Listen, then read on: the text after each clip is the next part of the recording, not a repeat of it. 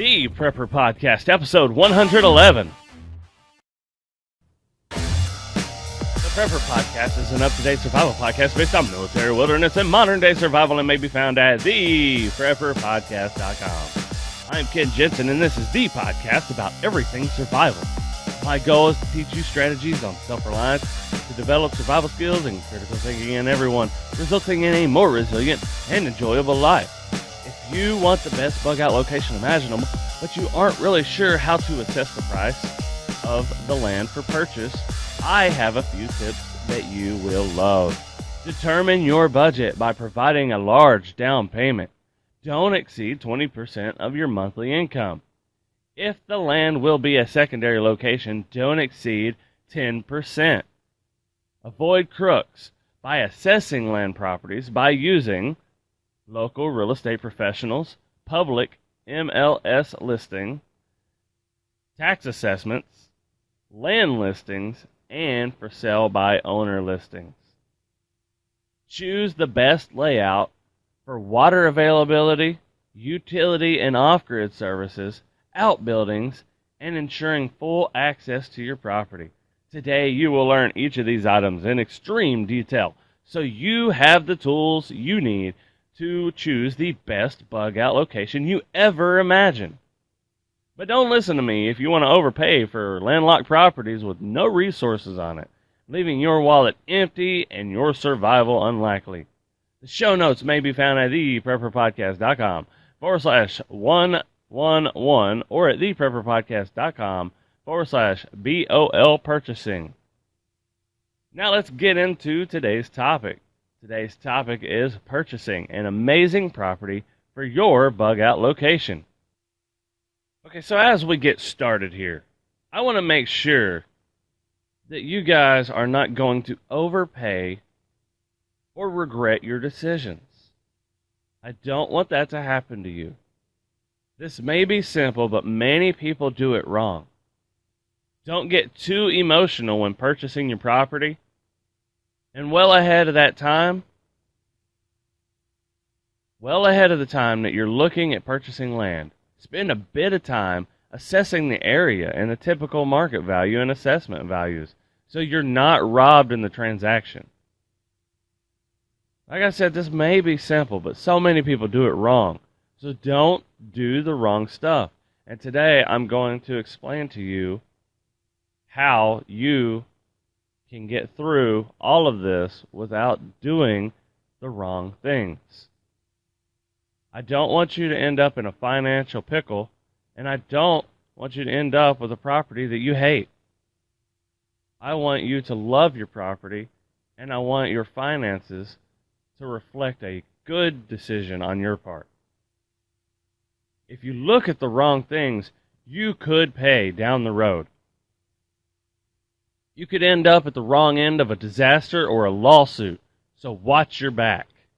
You need to do your homework on the following items: the price of the property, your budget, the property layout, legal problems, geographic location and environmental risks, hobbies, enjoyment, lifestyle, and the current residence. Why would you need to consider all of these items? Well, most people will maintain a bug-out property for a while with the intention to turn it into a home, a homestead, or a farmstead. That's why you need to consider all of these things. Because if this is going to turn into your permanent home, then you want to have the best property possible. Even if you didn't plan to make it your permanent home, it is a bug-out location that you are purchasing, which could eventually turn into a permanent residence. It could turn into a permanent residence after a disaster, and that could be worse than if you had planned it. Today, we will be covering the price and the layout. Simple techniques to assess price for your bug-out location or survival property. Let's talk about that. Don't lose the farm because you choose the wrong one. Know what the heck you can afford and what you can't. So let's start talking about simple and amazing budget for bug out location purchases. You need to make smart choices when purchasing a bug out location. You could eventually lose it because you couldn't afford it in the first place.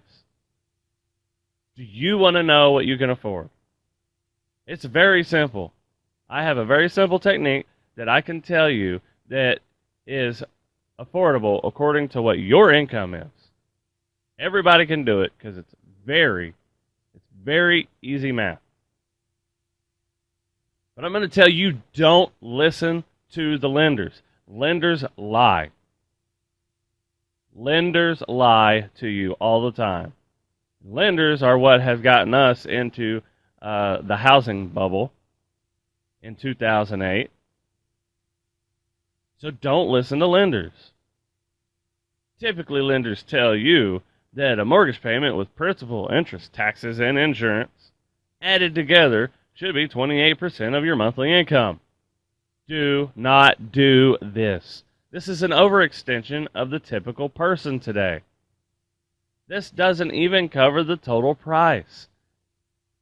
Your first purchase, your home, the price should not exceed your yearly income and the monthly PITI, which is principal, interest, taxes, insurance. Okay?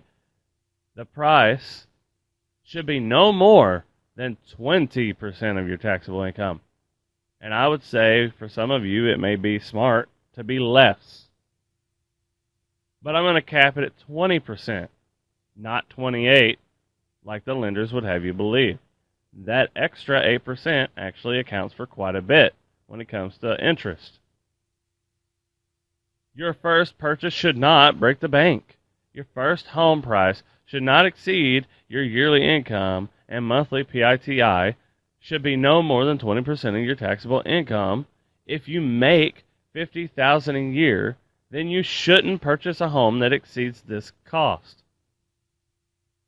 I'm going to give you a little, like a 5% deviation on this 20%. But if you make $50,000 a year and you have a decent credit score, your mortgage is going to end up being $400 to $500 a month, which will be somewhere around 10% of your monthly income. Okay? I always provide a down payment of 20% when I can. That's what I expect every single one of you to do. This will bring the monthly cost down to $200 or $300. It's totally worth it. This is assuming that your credit's okay. But if you have horrible credit, and no down payment, then you may achieve 20% of your monthly income, but you should consider this as unwise. This isn't very wise. Don't endure financial strain after your bug out land purchase. I'm going to assume for a moment that you already have rent or a mortgage payment that is eating up some of your income. Anything that you purchase is going to be your secondary location. Well, this should be absolutely no more than half of your yearly income in total price. It should cost less than 10% of your monthly income. So your bug out location should cost you, assuming you still earn about $50,000 per year, less than $25,000 total, and less than $500 per month. With decent credit, this would actually be around $200 to $300 per month for you. Cheap land with a large down payment will make your bug out location affordable.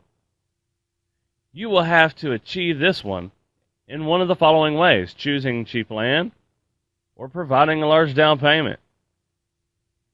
You can choose cheap land, which doesn't mean that you don't get what you want.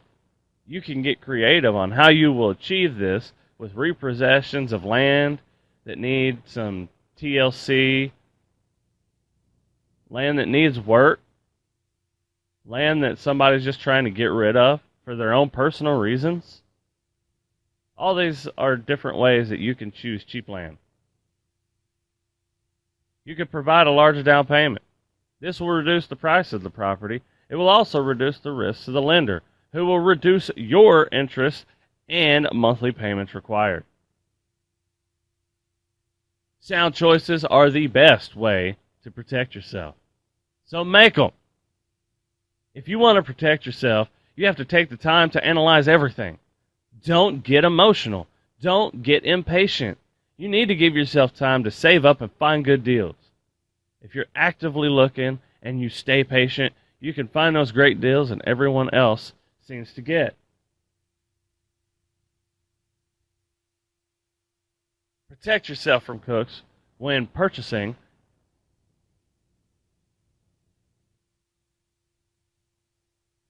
I made a mistake. I will resume in just a second.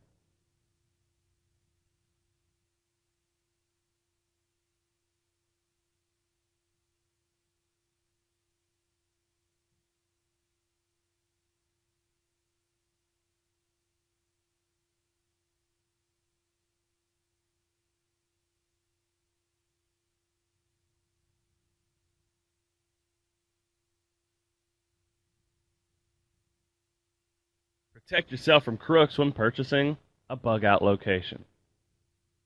As much as I want a nice bug out location, a deceiving individual wants to sell me one. They may want to sell you a property with no value for a huge profit. Well, it's time to fight back. It's time to take charge and fight them back. First thing we're going to do is we're going to assess the price of the property that you're looking at. Once you have decided where you want your bug out location to be, then you will need to keep up with the price of land in that area. This will give you familiarity with the going rate. The going rate in that area for raw land, improved land, and land with housing on it. You need to know each of these because your deal, your good deal, may come from any of those.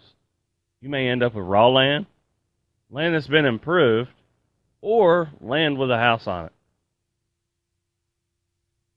So part of what you can use the following resources to get information on land in your preferred area. Local agencies or realtors, online MLS, online land listings, and for sale by owner listings. So local real estate agents. All right, these are realtors. The realtors are in the market as an occupation. They know prices. They know what you need to be paying. Beware of some of them, though, because they make money doing the job. Sometimes giving you a good deal would reduce their commissions. Most of the time, their commission is like 3% of the purchase price. One real estate agent is one real estate agent is your agent, and another real estate agent is the seller's agent. And both agents get 3% of the property that is purchased. And if the same agent ends up being a buyer and seller agent, which I never recommend you do that. That agent actually can make 5 and 6% of the purchase price of the home. But I would still choose to contact a good agent in the area because they can send automated emails based on the specific search criteria that you have requested. They don't even have to do anything. They just set it up, and MLS listings will go straight to your inbox. The next thing that you can check is online MLS listings. Sometimes these are third-party sites, and sometimes they're directly published by real estate companies. Many times you can have online sites send emails with updates as well, just like you could with a real estate agent. If you want to have a large MLS database, you could try a website such as Realtor.com. But if you're looking for a listing that is directed to rural properties, you can try a website like UnitedCountry.com. The next thing that you can check is online land listings. Some third-party sites aggregate information about land for sale. All right, one site like this would be landsofamerica.com.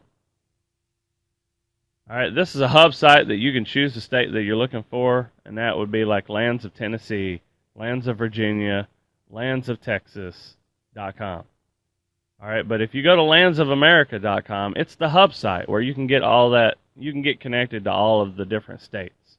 So go to landsofamerica.com if you're looking for a third-party aggregate site of online land listings.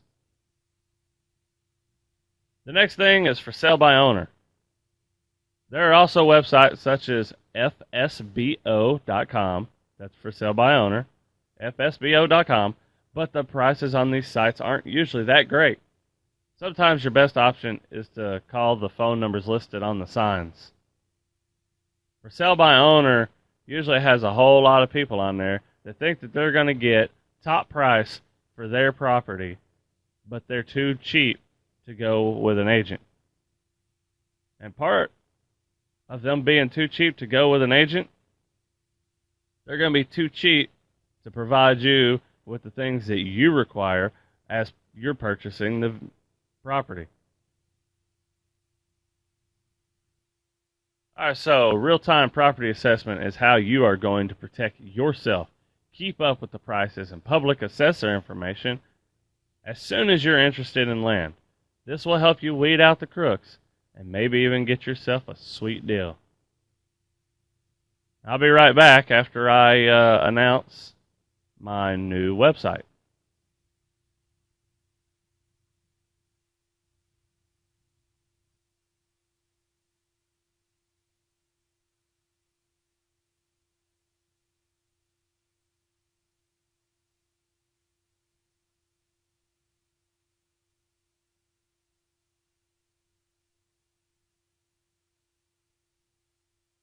Guys, the best in basic and advanced survival training is coming your way. That's right, I said it is coming your way. The best in basic and advanced survival training. Sign up for free at bestsurvivalskillstraining.com.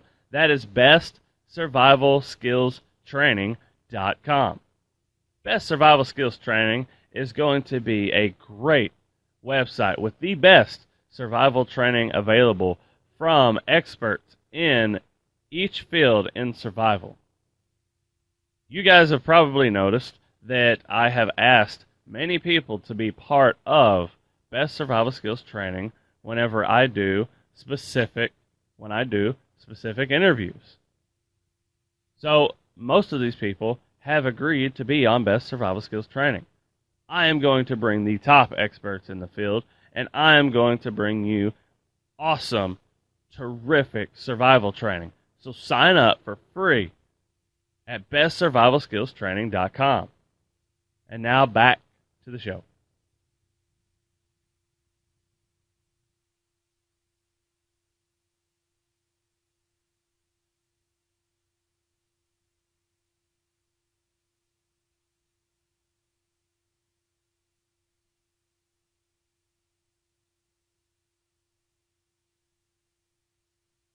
Okay, choosing the best bug out location and layout. Choose the right property or get stuck with a useless plot of land. If you don't take the time to choose a property in the correct location, you could end up with land that you can't access or with land that is inconvenient to use. If you choose a great layout for your bug out location, you will have the perfect land with amazing, abundant resources. Choose the perfect layout for your bug out success. What type of property are you looking for? Do you want raw land, finished land, something with a house on it? True, you can save money by getting completely raw land, but at what cost? Time. All right, if you're not going to get it up front, it's going to cost you extra money, and it's going to cost you your time. All right, if you get land with something like a septic and a well on it, then you're going to be paying about the same amount up front with something that already has that put on it as you would putting that on that. So you really need to consider the items that are already on the property versus how much time, how much effort, and how much money it's going to cost you to install that equipment or that service. All right, if you choose a great layout for your bug out location, you will have the perfect land with amazingly abundant resources, like I said. All right, one of the best setups for land is to have water available and some services. This will provide you with amazing resources while you make your bug out location into your dream property. Abundant water on your property, on your bug out location. All you need is a couple items to get abundant water. Water is responsible for life on our planet, and that isn't going to change anytime soon. It'll never change. One of the best and first items to set up for your land is to have water available and to have some services. This will provide you with amazing resources while you make your bug out location into your dream property. You want abundant water. Yeah, of course you want abundant water. Water does many jobs on the homestead, the farm, or in the garden. It also does the job of keeping you alive. All right, water, not only do you drink it, but water can also power micro hydro generators. It can move things. Water can be used for multiple things. Water has a lot of power. People just have to harness it.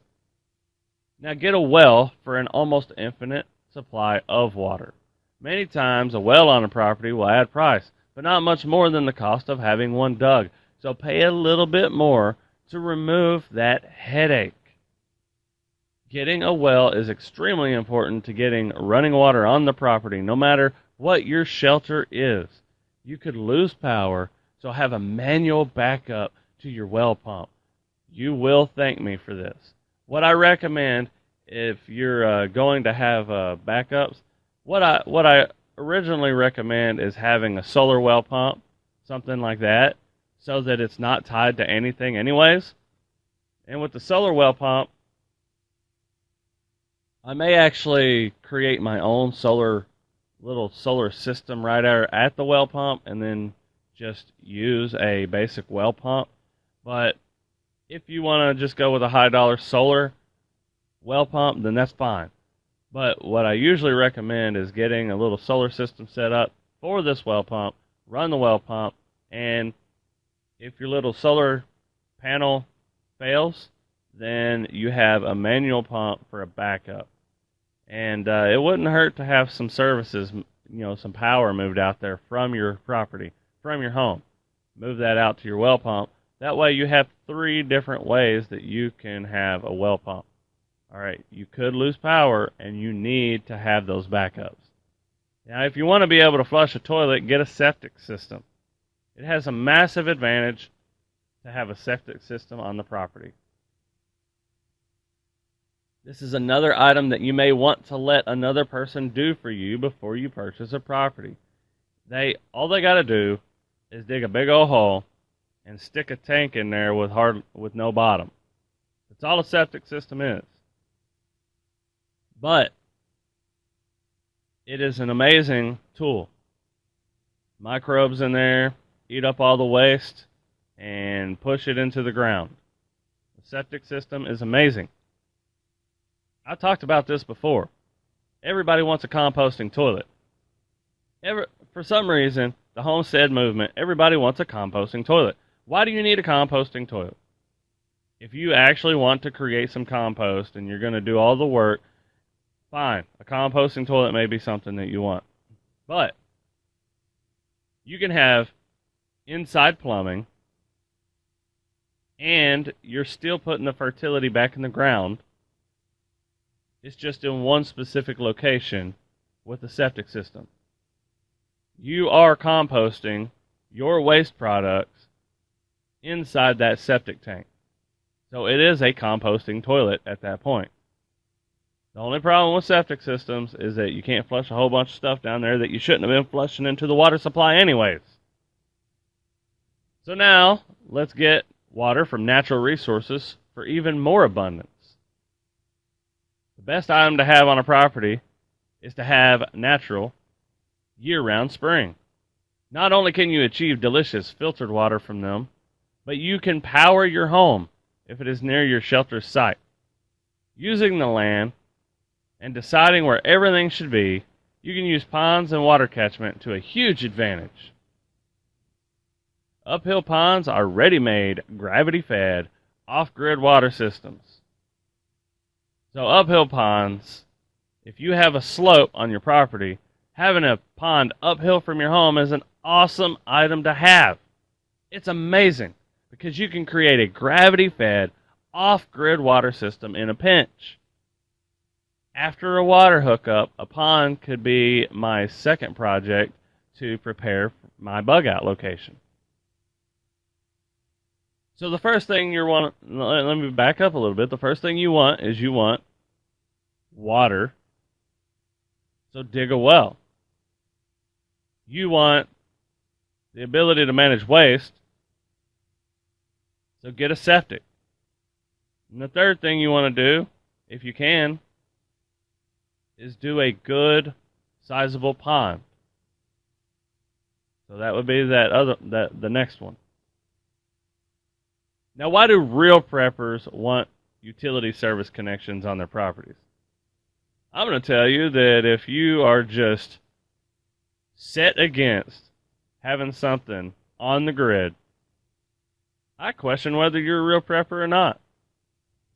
Let me explain to you why. Yes, you can have an off-grid home completely independent of central utilities. That is true. People do it all the time. It is true that you can have a semi-off-grid option to most city, county utilities. It is extremely important that you can provide yourself with basic survival needs independently. So I agree with you guys 100% about being off-grid. This is an obvious truth to mature survivalists. We typically know a lot on the subject, including this list. Instead of water services, you can have a well. Instead of sewage services, you can have a septic system or composting systems or even other things. Instead of a garbage disposal service, you can compost, reuse, reduce, burn, and use the nearby dump. Instead of the electric grid, you can use alternative energy sources. Instead of natural gas, you can use propane tanks or wood gas generators. Instead of cable, you have the option of not watching TV, not wasting your life staring at a box. You could do that. Or you could go with satellite if you just have to have it. I have antenna. That is all I have. And that is all I will ever have. When a storm comes through, I have my antenna. So sometimes the off-grid movement is short-sighted. This is because just because a great and noble mission to go off-grid, anyone purposely disconnecting fully from the grid without good legal or monetary reason is being stubborn and hard-headed, if you ask me. Being connected means the ability to move in and redundancy. Many times, you can get in trouble for not having services run to a property if you're going to move in. So, sometimes having services is a legal requirement.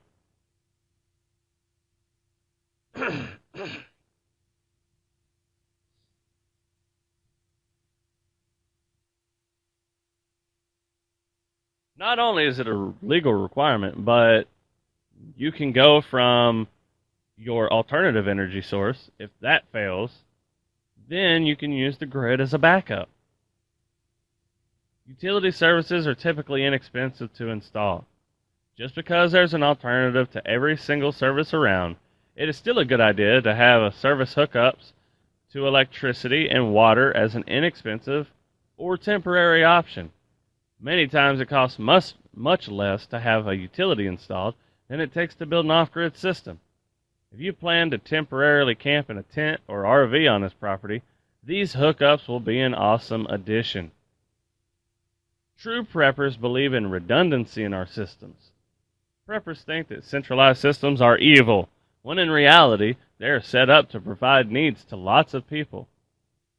No, I'm serious, guys.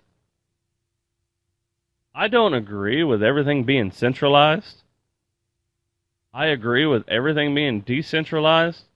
But here's the thing. The systems that were set in place have worked for quite some time. I know I'm going to tick a lot of you people off, and I'm going to get emails and people that unsubscribe and tell me that I'm an idiot. But these services have been properly set up to provide the most redundancy and resiliency to millions of people. Lots of research, lots of money has been put into this thing. So if you really believe in redundancy, why don't you allow the utility to at least be your backup to your normally off-grid setup? Do both. Go off-grid, but don't discount utility connections. Provide yourself with the best of both worlds. All right, so now I'm going to back up a little bit, and I'm going to talk about outbuildings. Outbuildings are gold when you're purchasing land. Outbuildings are extremely important. Although adding services will make your property value go up, outbuildings usually don't. Outbuildings can provide you with a ton of value, though, even though you didn't have to pay extra for it. So what I'm trying to tell you is have outbuildings on the property that you're looking to purchase. So let's talk about some great uses of existing outbuildings. You know, that's kind of where I'm going with this. Buy a property with existing outbuildings. Old barns provide shelter to your animals and your supplies. Carports can cover your tractors, firewood, or hay. Utility sheds can protect your tools and other items. Gardening sheds are small utility sheds that can keep specialized tools close to the necessary jobs. Having outbuildings on the property can save you thousands of dollars. Voice cracked a little bit there. I don't know what that was. Having outbuildings on your property can save you thousands. You will purchase or build some outbuildings. You're going to do that because you will find that you want them in specific locations for specific applications. Barns or shops can cost you $20,000 to $30,000 on the low end. Carports or utility sheds could cost you $1,000 to $10,000, and garden sheds are going to be hundreds of dollars. So finding a property with outbuildings, you could be saving a lot of cash. By having this stuff on site already, we can save quite a bit of money. We survival-minded people know what most people don't. We can see the gold where most people don't. So don't lose your property to flooding, guys. Don't purchase a property in a flooding zone. You can choose a property for water access, but many times this means that you have the possibility of flooding. If you're on a river or a creek or something like that, make sure the parts of your property that are in a flood zone and which ones aren't. Just because it's not in a flood zone does not mean that it cannot flood. But just because it is in a flood zone doesn't mean that the spot that you chose will flood. But it is a really good metric to look at to see if you think that your property is going to flood and whether it's worth purchasing or not. All right, so check to see if the property is on a flood zone and the likelihood of flooding. Is potential flooding a deal breaker? No. But you have to make special arrangements to account for it. And I would say special insurance. All right, so we're going to talk about some items that you should never forget when purchasing your bug out location. You are making an investment in purchasing your property. This is an investment. Not in the way a real estate agent or a banker would tell you it's an investment. Okay, you're not purchasing this thing to sell it. You're making an investment in this property.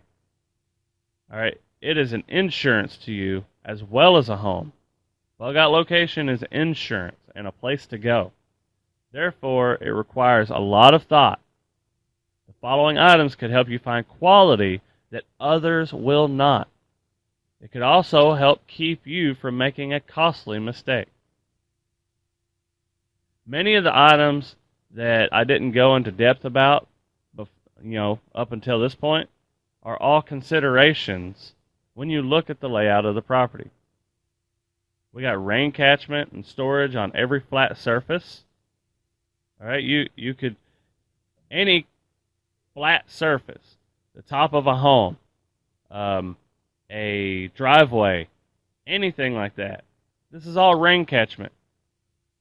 You can put storage off of any elevated surface, and then you can utilize the runoff of all these other flat surfaces on the property, and you can redirect that runoff to help you with any of your gardening efforts or anything like that. Swell water catchment is a really good tool when used with the rain catchment if the ground needs more moisture. Now with land comes trees. All right, trees give you firewood and they give you fertility when the leaves drop. You can bury fallen trees during cleanup to add fertility later. This is called hugelkultur. Outhouses or porta-johns are extremely useful before support systems are even set up. So essentially a latrine, digging a big old hole and putting a seat over top of it. An outhouse or a porta-john. They can be useful before support systems are set up. So let's talk about how you should access your property, huh? The best way to access your property would be a paved country road or a back road. A large maintained gravel road would be the next best thing. This type of access is free of typical through traffic, like highways or busy roads, but it's maintained enough that it's easy to get to and from your bug out location. That's vitally important. And while you're looking at accessing your property, we understand that this is key. So if you don't have main road access from your property, you still need access to your property through an easement or a dirt road. Even before adding water to your property, you may want to build a good, solid gravel access to your property. This access is going to make all of your work as building, all of your building, cheaper. All of the construction work that's going to occur on this site later is going to be a lot cheaper. So you're going to recoup your money back by giving yourself good, solid access in the amount of problems you will not have by having crappy access. Be careful of buying landlocked properties.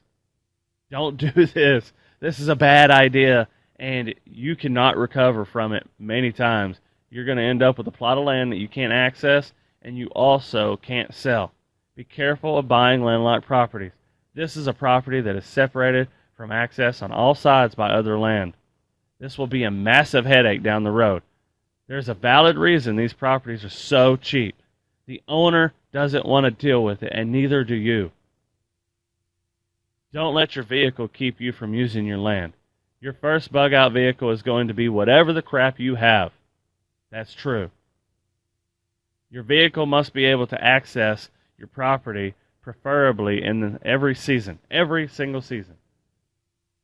So if you don't already have it, you're going to need to get a bug out vehicle that can get you to your bug out location. If you already have a location, you will need to purchase a vehicle that will get you on the property. Or you need to create an entrance that your current vehicle can get through.